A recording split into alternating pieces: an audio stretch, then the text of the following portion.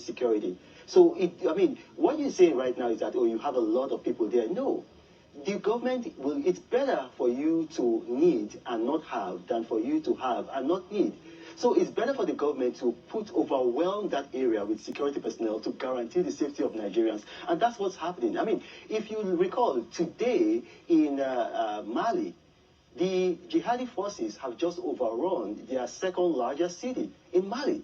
And that comes because you have a government that wasn't taking security very seriously. In Nigeria, we've got a government that's taking security very seriously. If the death of one citizen matters, then I mean, you have to overwhelm your roads and your hotspots, areas where you have these banditry, even in Zamfara. You've got to overrun those places with security because your citizens' lives matter.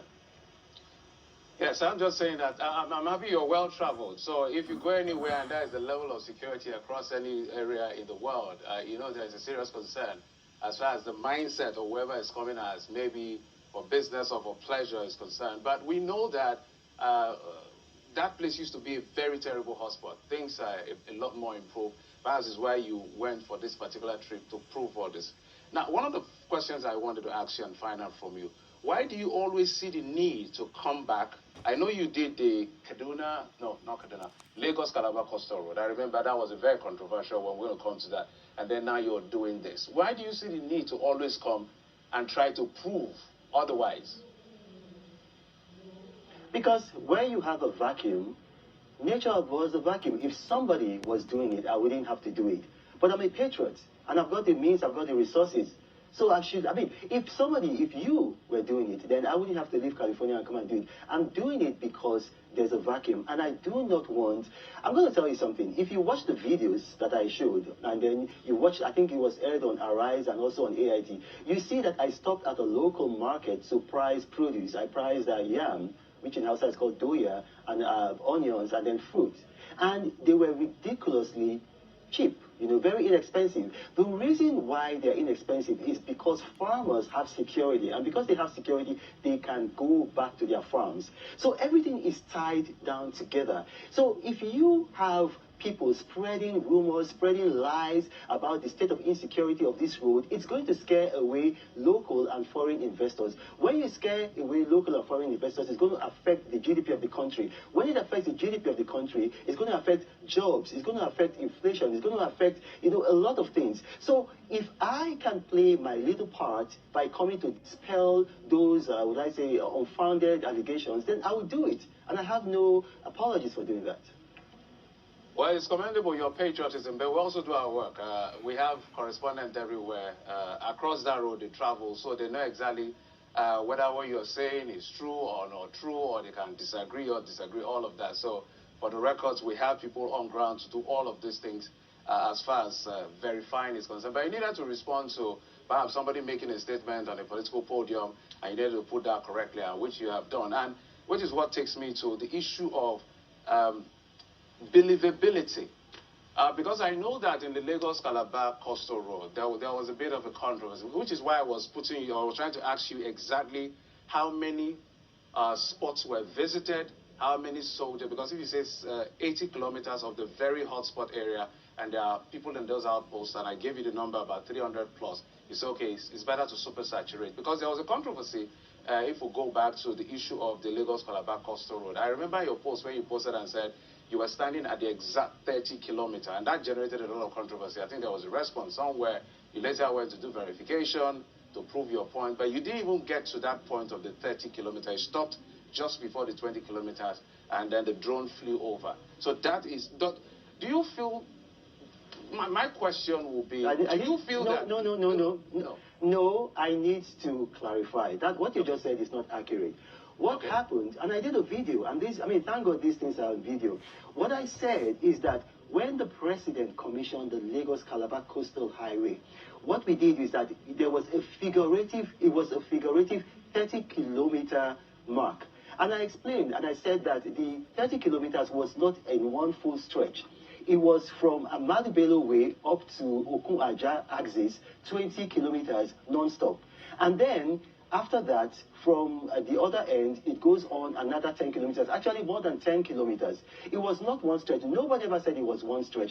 And the reason why there was a bit in the middle is because and that's the same thing that's happening on the Abuja-Kaduna road. It needs some time to set, because these are roads that are being built to last for 50 years. And so when that controversy, which it was a needless controversy, when it started, I came back and I went with journalists. I went with a bunch of journalists, Rise TV, AIT, several journalists, and I showed them. And Rise TV, Premium Times, I believe, was it Punch, several media, they did a story the next day, vindicating me, saying that indeed more than 30 kilometers had been completed. Not even 30 kilometers. So let's put the record straight. No, Mr. Mokri, that is not the subject. My apologies. That is not the subject of debate as to whether it's 30 kilometers or not 30 kilometers, because we were covering that thing live on Channels TV, and I did remember, I think the engineer saying the first part, which you clearly spoke about, was almost 20 kilometers. Then that's interface, the other part 10 kilometers. But what was generated as a controversy was the effect that your words were in your post. This photo was taken at the exact point of the kilometer 30 on the Lagos-Calabar Coastal Road. That was what generated controversy. The reason I'm bringing this back is... No, hang on. And I need to clarify, you see, because I know what happened.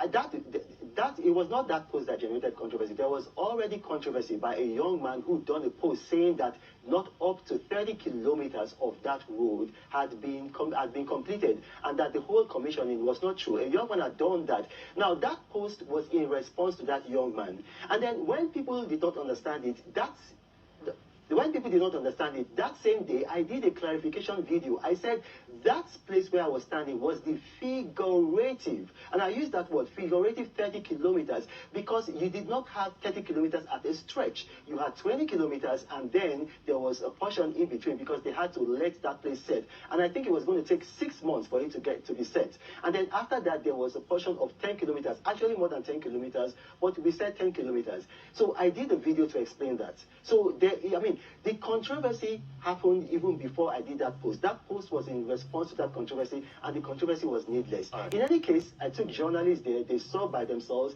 and they reported the next day that indeed more than 30 kilometers of the Lagos-Calabar Coastal Highway had been constructed. Does the president appreciate the effort you put in to do some of these things you do? I'm not doing this for the president. I'm doing this for my country. So I'm a patriot. A patriot supports his government only when they deserve it, but he supports his country all of the time. I'm not doing this for the president. I'm doing this for my country. I'm quite comfortable. Some people who are watching this probably follow me on social media. Right now, my life is basically one big holiday. I had a childhood dream to travel to every country on earth. And because God has blessed me, I have the means. I have been traveling seriously. I travel a lot. So out of that time that I have, that free time, if I can come to my country to put the truth, when people are demarketing the country, going abroad, saying all kinds of nasty things about the country, then I consider it a life well spent.